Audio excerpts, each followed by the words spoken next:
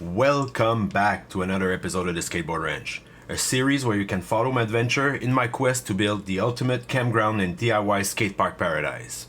Spring was finally here, and with no more snow on the ground, it was time to really get working on the land. But let's just say that the beginning of the season didn't exactly pan out the way I had planned. With a worldwide pandemic going on and the whole province under lockdown, it meant that I was going to be on my own to tackle the many things on my to-do list. I put my head down, kept pushing forward, and tried my best not to let this situation slow my progress too much. So I continued where we left off in the last episode, by picking up the trees and logs we had felled during the winter. Without snow on the ground, it was now a lot easier to move around, but the lack of snow also uncovered some other obstacles like stumps and rocks that I had to navigate around. All in all, it wasn't that much of a problem, except for that one rock that was especially annoying. So I took out the big guns and figured it would be out of my way in no time. But naturally, things weren't going to be that easy. Like many other things around here, what looks like a small task can easily turn into a whole project. But like they say, when you're expecting a small rock but life throws a boulder at you, just get the chains and carry on.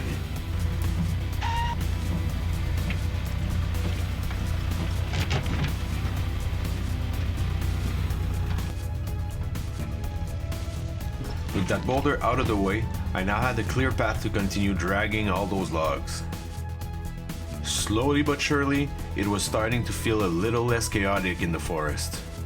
So I could now shift my focus on another situation that was uncovered when the snow melted. All the trash and random stuff that's been lying around everywhere.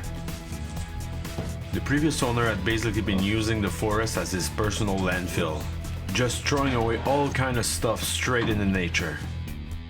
I also discovered his secret passion for gardening. I'll let you guess what he was growing in the middle of the forest. I really have a hard time understanding how people can be so careless and just throw junk right in the middle of the woods. Other time, other manners, I guess. Now that the trash had been taken care of, it was time to really get down to business and fix the trail leading up to the forest. Since day one, the lake overflowing in the trail had been a major concern. It was a muddy mess, and the overflow had even started to erode part of it, making it almost impracticable.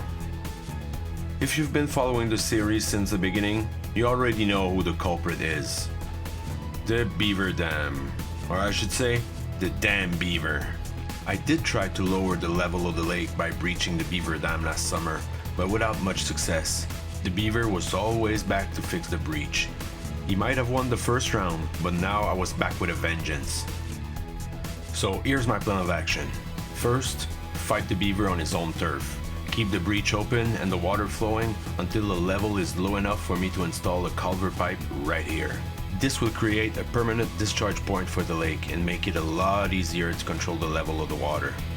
Once this is done, I'll be able to fix the muddy trail leading up to the campground, recover the area beside the trail to create a temporary work zone, and also making it possible to eventually reclaim the trail beside the Beaver Dam to access the land on the other side of the lake.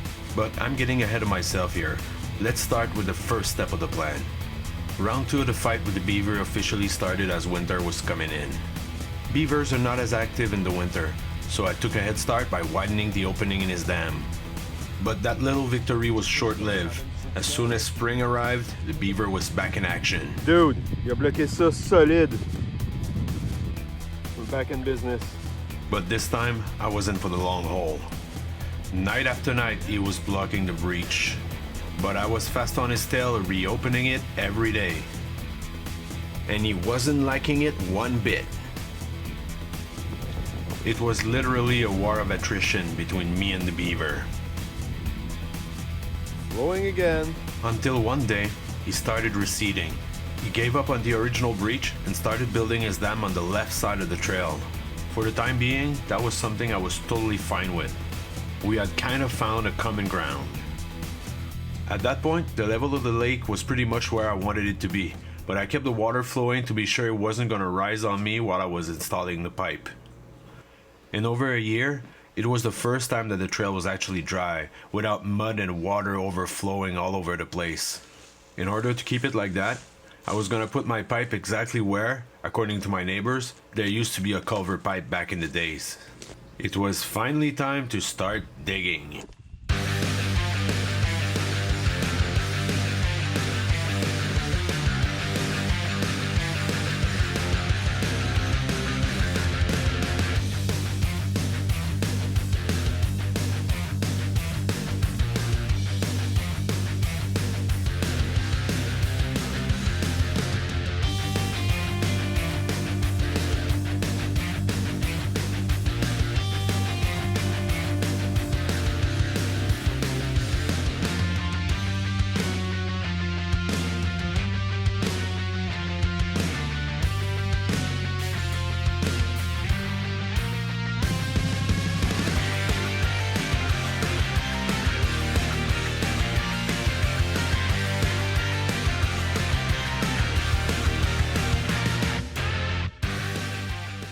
It was now the moment of truth. I just had to remove that big rock and slide the pipe in place. Seems simple enough. After all, what could go wrong? As soon as the water started rushing to the channel, I knew I was in deep shit. I had dramatically underestimated the force of the water flowing around and underneath the pipe. It was washing away everything I was throwing at it, and most importantly, all the material underneath the pipe. At that point, I was in full-on panic mode. The pipe was lifting up, nothing was working. I had to find a solution and quick. Luckily for me, my girlfriend was arriving home at that exact moment, and when she saw me running around like a madman, she stepped in to help me out. And God knows I needed all the help I could get. So I kept dumping more and more material in an effort to stop the water all around the pipe. I then threw a bunch of rocks and shoveled some more dirt at the entrance of the pipe to finally be able to stop the flow of water completely. At last, the situation was under control. What a relief. We had barely avoided disaster. After witnessing firsthand the awesome power of water and gravity put together, I knew that I had to reinforce the embankment as much as possible and also build a spillway to control the flow of water and prevent any more erosion. So I started to gather as many big rocks as I could to line up the embankment. I thought to myself, it shouldn't be too hard. As soon as I try to do something, there's always some rocks in my way. But it's funny how elusive they become when you're actually looking for them. After many trips and a whole lot of intricate stacking, my embankment was really starting to look like something. Now I just had to put it to the test. So I carefully opened the waterway and kept a few rocks at hand to shut everything down if things went south. Fortunately, my spillway seemed to be doing its job and slowing the flow of water. I kept monitoring the embankment for a little while, making sure there was no erosion happening. It was such a relief to see that everything seemed to be working as intended. Now that the Culvert saga was behind me, it was now time to prepare the area beside the trail before the first few loads of sand and gravel showed up. That meant more trash and random stuff to deal with. I really don't know what that contraption was supposed to be for. But one thing's for sure, it had to go. I'm almost certain these overgrowth weren't there when that little enclosure was set up. Just a small clue as to the amount of time this part of the land had been left to its own demise. Same thing for the whole Farm All 100. The tractor had been sitting there so long it was basically embedded into the ground. One day I might try to see if there's still a glimmer of life in that old piece of machinery, but for now, it will stand as a pretty dope lawn ornament. Apart from all the trash, the next big issue was all the stumps and roots sticking out everywhere. Some small clusters, some bigger ones, they were all over the place. So I kept hacking at them, one by one, until they were all gone. And then, my first load of sand finally showed up. It was gonna be a nice change of pace. After making such a mess digging out all those stumps and root clusters, it was time to bring in some new material, fill up those holes and crevices, and start leveling up the ground. With the first load of gravel following suit, it really felt like I was on the home stretch of the whole trail improvement project.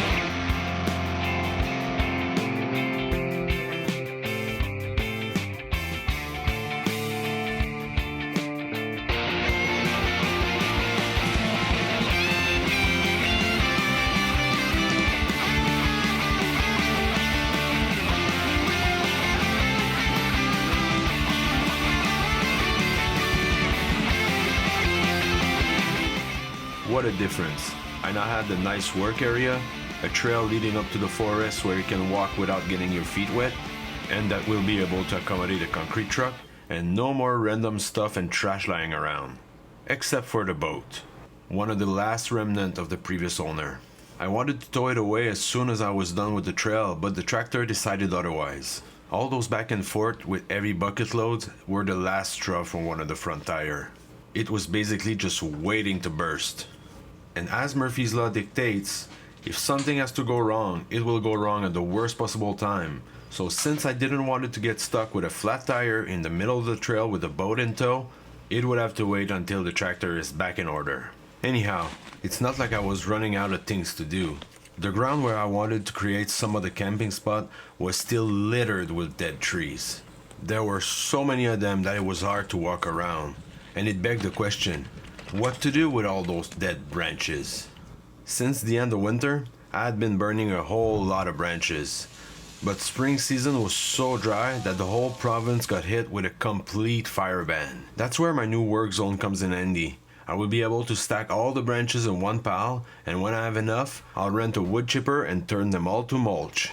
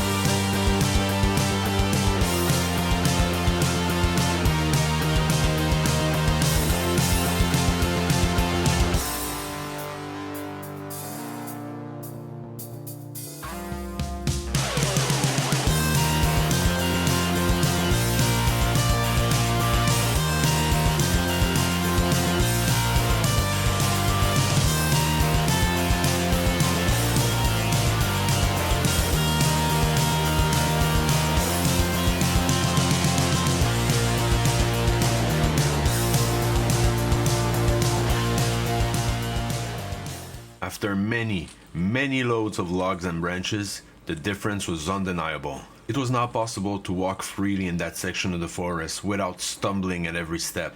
It was really rewarding to finally see this area all cleaned up. But there wasn't much time for celebration. There was still a lot more to be done.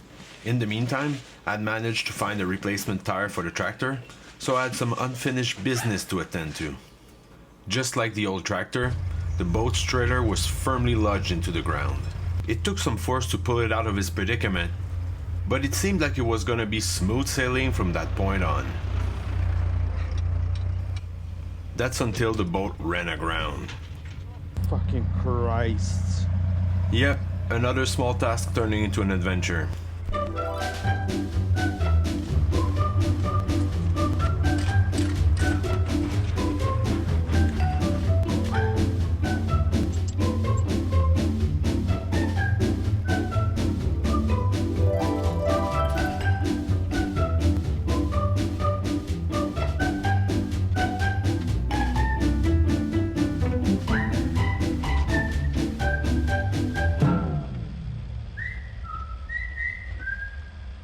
With the boat out of the way, it was the last piece of the trash, at least that I know of. So picking up the trash, done. Work area with lots of campfire wood, done. Dry access trail to the campsite, done. Cleaned up camping spot, done. With all these things crossed off the to-do list, it was time to break ground on the fire pit common area and also the first skate features. I figured it would make sense to start in one spot and have the main chilling area right next to the concrete skate obstacle. The fire pit zone was pretty much already defined. I just needed to take care of a few trees and stumps. But on the other end, the area where I wanted to build the skate features still needed to be cleared of many small trees. Throughout the past few months, I've been questioning myself a lot and juggling many ideas as to what to build first. After much consideration, I came to the conclusion that, realistically, with the resources I have and the whole uncertainty as to how much help I'll be able to get with the pandemic lingering on, if I want something skatable this summer, I figured that a concrete mini ramp between 3 to 4 feet high and 20 feet wide would be a good starting point. This way, I would have something fun for everyone to skate before the end of the season, and I would then be able to build up from there, adding more and more features as time go by until we get to the big ball. As they say, Rome wasn't built in one day, so I have to start somewhere. Naturally, there's still a lot to be done before we can actually skate, but I'm getting closer and closer every day. After clearing the whole ramp area in just a few days, as I was patting myself on the back for all the efficiency and confidence I had gained with the chainsaw over the past year, I decided to whip it out again and finish clearing some stubs that were sticking out of the ground. And that's when it happened. The chain got caught into my pants and dug into the back of my calf. It happened so fast. At first it didn't really hurt, so I was hoping it was just a scratch, but when I lifted my pants, I immediately knew I was gonna need some stitches. Naturally, I had to take a picture before this sewed me back up. It wasn't pretty, but I consider myself extremely lucky. It could have been so much worse. It was a tricky wound nonetheless. The flesh had been shredded by the teeth of the chain, so the doctor didn't have a choice to remove some pieces of skin to be able to close everything up. And after a few more minutes on the table, I was all stitched up. A lot of you are probably wondering, how the hell did you do that? So here it is.